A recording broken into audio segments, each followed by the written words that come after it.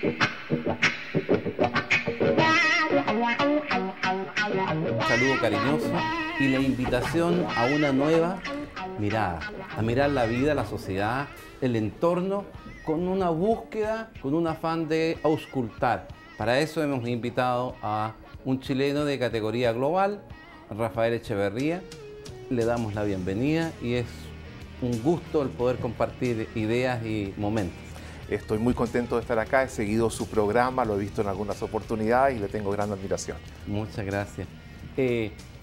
La primera pregunta es, sociólogo que dice cruzar un puente.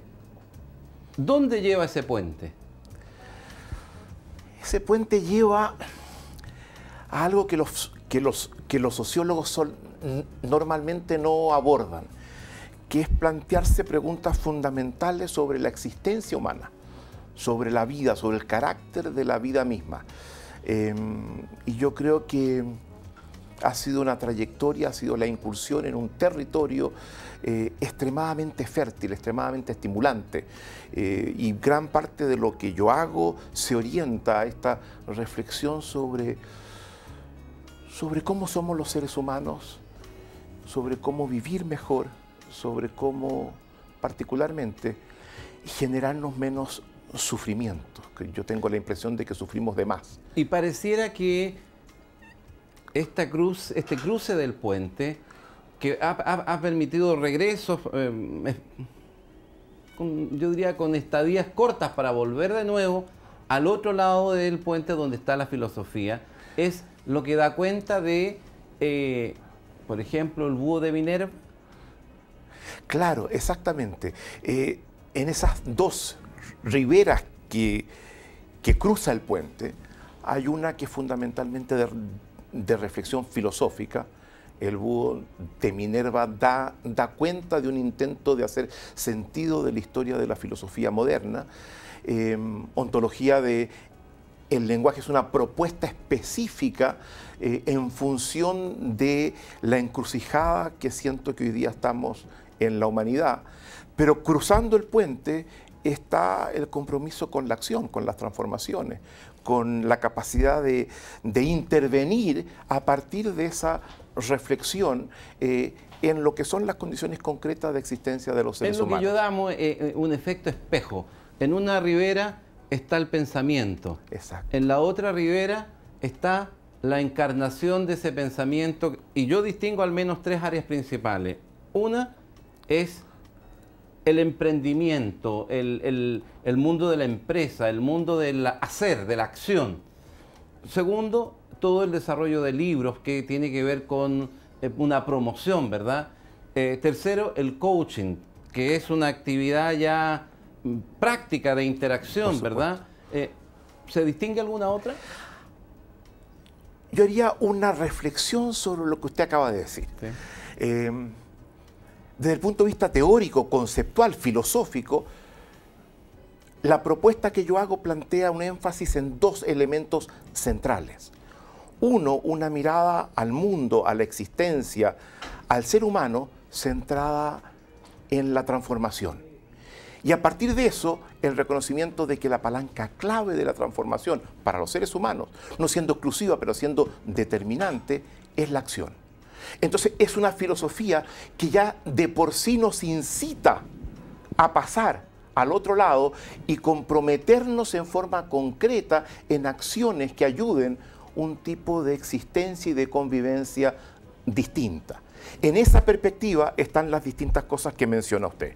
Está, por un lado, la importancia de cruzar el puente y saltar del bastión tradicional de la academia, enmurallada, enclaustrada, y llevar esa filosofía a la calle, a la feria, al mercado, al ágora, donde nació realmente, y devolvérsela al ser humano común. Y los libros básicamente son un intento de llegar más allá del círculo filosófico.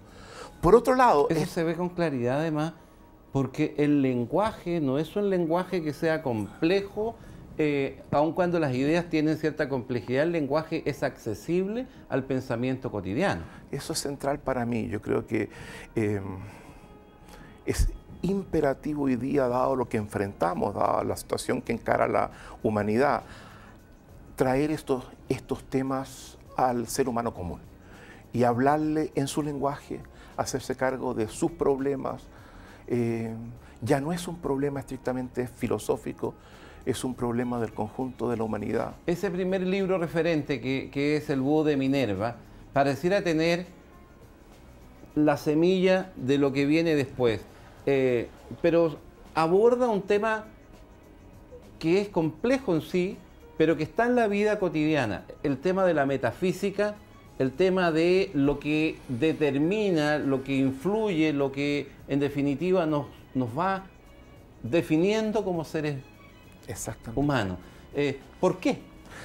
Bueno, yo pienso que durante 25 siglos, prácticamente desde el año 500 antes de Cristo, con la emergencia de Parménides y con los desarrollos filosóficos posteriores, construimos un gran faro en la humanidad que nos iluminaba, que mostraba el carácter de la realidad, que nos mostraba a nosotros mismos, y ese es el faro de la metafísica. Ha sido un faro que fue muy poderoso, que fue muy importante y que devino hegemónico durante un periodo muy importante de la humanidad. Yo sostengo que ese faro se apagó, que ese faro está apagado, que no nos hemos dado cuenta que estamos viviendo en una profunda oscuridad y que es imperioso levantar nuevas luces. No digo que sea un faro, quizás distintas luces por distintas partes. Y ese ámbito metafísico tiene que ver con los anclajes espirituales, emocionales, culturales, en definitiva con la humanidad, con la forma de ser humano. Tiene que ver porque nos ofrece una determinada concepción del ser humano, una concepción centrada en la noción de que muy en el fondo de cada uno hay un ser fijo, inmutable. Tiene que ver con una determinada concepción de la verdad como única, como que hay una verdad que apunta a ese ser, que tiene que ver con acceder a ese ser. Tiene que ver con un conjunto fundamentalmente, nos ofrece de ideas y conceptos sobre cómo somos. Y en ese punto, no me resisto a preguntar, claro que sí, este encuentro de Sócrates, Platón, Aristóteles, que son en definitiva los que toman la opción de esta puerta o esta otra puerta, en esa decisión de la concepción del hombre, del ser humano, ¿cuál es la puerta que abren? ¿Cuál es la puerta que cierran? Ah, fantástico, fantástico. Porque el inicio de todo esto en rigor es Sócrates. Sócrates inaugura la primera filosofía de la vida en el mundo occidental. Y cuando lo hace, se da cuenta que tiene dos puertas posibles. Y es exactamente esa la imagen. Tiene una puerta que sigue eventualmente a Parménides, afirmando el ser como algo fijo, inmutable, eterno. Y tiene una posible otra puerta, que es la de Heráclito, que insiste en la transformación, en la importancia de la palabra, del logos, y Sócrates se va por la puerta de Parménides. Y toda la filosofía posterior sigue el camino que él nos abre, sigue básicamente ese camino, y no será hasta que aparezca en el escenario filosófico una figura como la de Nietzsche, que nos señala: señores, hemos cerrado el camino, estamos en un callejón sin salida. Ese programa nos está limitando nuestra capacidad de existencia y en la capacidad de conferirle sentido a la vida. Hay que volver al punto en el que se encontró Sócrates y abrir la puerta que él no abrió. Seguíamos entonces en este encuentro temporoespacial, en un desarrollo germinal, diría yo, de la cultura cristiana occidental. Exacto. Y lo que es muy interesante es ver que un espacio hoy día visto a la distancia, tan pequeño, produce tantas cosas que germinan para alcanzar una influencia tan determinante posteriormente. Y cabe preguntarse, bueno, ¿qué permite este cultivo?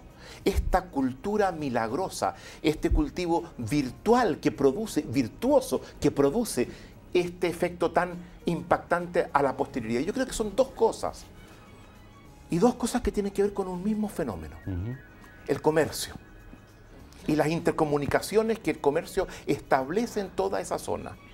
Y en segundo lugar, la escritura, que eleva el nivel de conectividad inmensamente. Yo creo que de las cosas más importantes en el desarrollo de la humanidad es la conectividad, es la capacidad que tenemos los seres humanos para afectarnos mutuamente con las cosas que hacemos. Y podríamos decir que esa conectividad tiene una expresión física, que son las rutas, las vías, y tiene una expresión virtual, que es esa expresión del lenguaje oral, escrito, gestual, Exactamente, ¿verdad? son las dos cosas.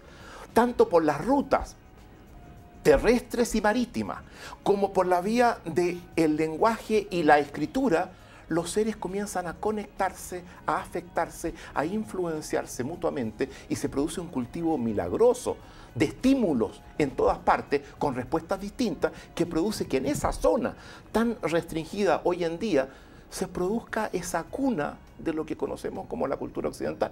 Hemos mencionado El Búho de Minerva y hemos mencionado este otro libro que recoge este anclaje histórico-cultural y que da sentido e identidad a la vida del mundo cristiano occidental. Claro. Pero a mí me gustaría dar el salto ahora a otro de tus libros íconos, Claro, que es La ontología del lenguaje. claro. Ontología, el estudio del ser.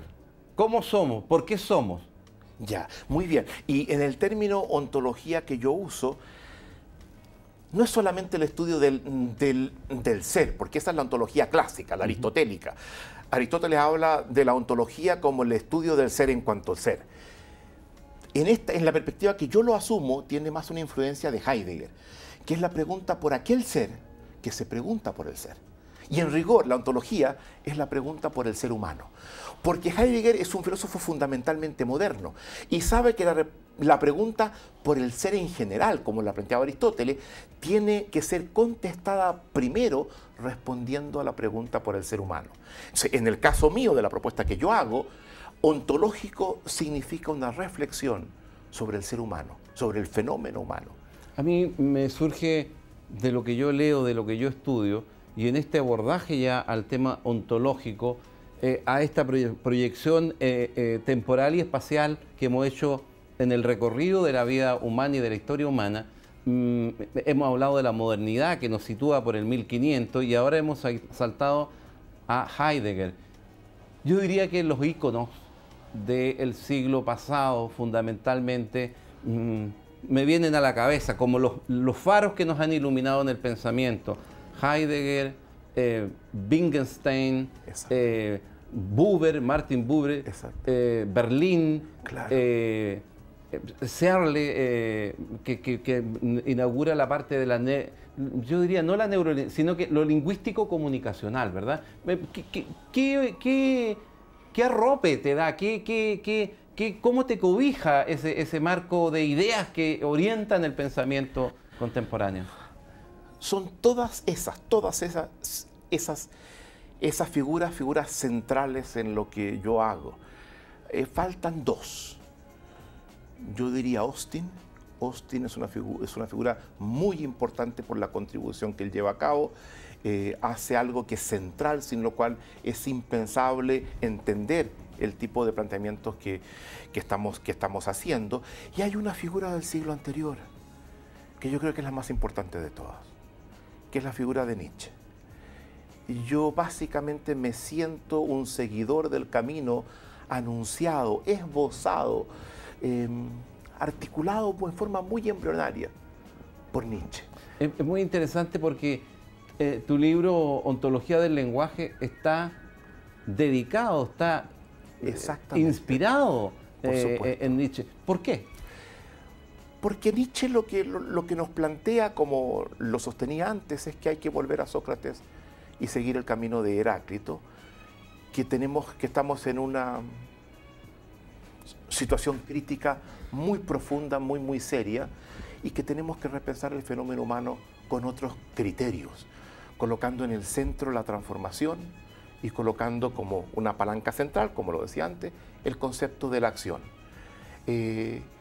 Lo que yo hago es seguir el ideario de ese filósofo tan mal comprendido, tan distorsionado que ha sido Nietzsche. Mi último libro justamente busca dar cuenta de de la importancia y del aporte que este gran filósofo nos entrega.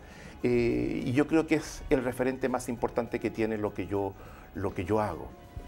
Pero hay un fondo que es de una luminosidad muy, muy insólita, que es insistirnos en que los seres humanos vivimos en un mundo en transformación permanente y que no solamente vivimos en él, que estamos afectados por él, sino que podemos participar, como nunca lo hemos reconocido, en esos procesos de transformación, haciendo aportes fundamentales en ello. Permíteme una pregunta que me encantaría me pudieras ayudar, porque va a ser estimulante. ¿Y qué vínculo hay en tu lógica, en tu pensamiento, entre este marco conceptual, que voy a volver de Nietzsche, y otro de las luces que es Heidegger, que están referidos en el pensamiento contemporáneo también? Hay varios vínculos y no siempre son claros. Para Heidegger, Nietzsche es un referente central. A mi modo de ver, no lo comprende adecuadamente. Y sabemos que Heidegger termina en sus últimos años sosteniendo una y otra vez: Nietzsche destruyó mi vida, Nietzsche me desquició. Y muestra, porque yo creo que nunca saldó cuentas con Nietzsche. Pero Heidegger se encuentra en la senda que el mismo Nietzsche abrió y sigue el tipo de desafío que nos plantea Nietzsche, que es repensar el fenómeno humano, repensar el ser en el mundo, siguiendo los lineamientos que nos entrega Nietzsche. Y hace aportes muy importantes, pero no es una cosa lineal. Hay también una desigualdad. Hay interpretaciones que Heidegger hace de Nietzsche que yo creo que son erradas. Yo creo que, en definitiva, Nietzsche tiene una estatura filosófica muy superior a la que tiene Heidegger, sin negar las contribuciones de este último. Ahora, volvamos entonces a Nietzsche. Y esta mirada, o mejor dicho, este regreso a buscar una nueva mirada, a ver qué había detrás de la otra puerta, ¿verdad? Exactamente, ahora, la puerta que había quedado cerrada por Sócrates. Exactamente, porque esa es una de las cosas de la vida, que yo siempre hablo con mis amigos, con la gente que quiero.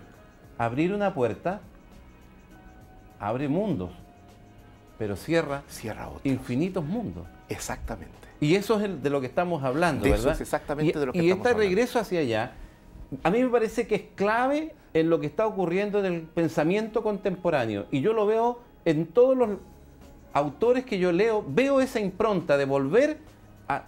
De hecho, Martin Buber, cuando hace esa distinción entre el yo y el otro, no está sino haciendo ese regreso. Exactamente. Entonces, me gustaría que pudieras tú reflexionar desde esa perspectiva, desde esa mirada, ¿cómo ves tú el pensamiento contemporáneo? Y de ahí amarramos no solo la ontología del lenguaje, claro, sino que yo diría este resumen de lo que hemos conversado hasta ahora.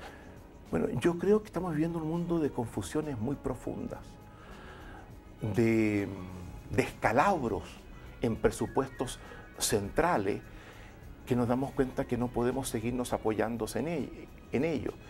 Y en ese mundo yo creo que la luz, de las pocas luces que tenemos, es justamente la que nos entrega Nietzsche, porque nos ilumina un futuro distinto, nos promete un futuro distinto. Es el filósofo que hoy día, si tú examinas, de mayor influencia en el escenario filosófico actual. Buber hace otro aporte. Buber hace un aporte que yo creo que es, pero de una importancia también mayúscula. Buber nos dice varias cosas. Nos dice: los seres somos seres dialógicos. ¿Qué significa esto? Que nos constituimos en conversaciones, en las conversaciones en las que participamos. Y permíteme hacer un alcance sobre esto, porque habiendo dicho eso, él dice: si entendemos cómo conversamos, entendemos, accedemos a aspectos profundos del misterio del alma humana. Y hay tres ejes, nos dice Buber, para entendernos mejor. Uno, las conversaciones que yo tengo con los otros, con los demás. ¿Cómo son? ¿Qué nos decimos? ¿Cómo nos decimos lo que nos decimos? ¿Qué nos callamos?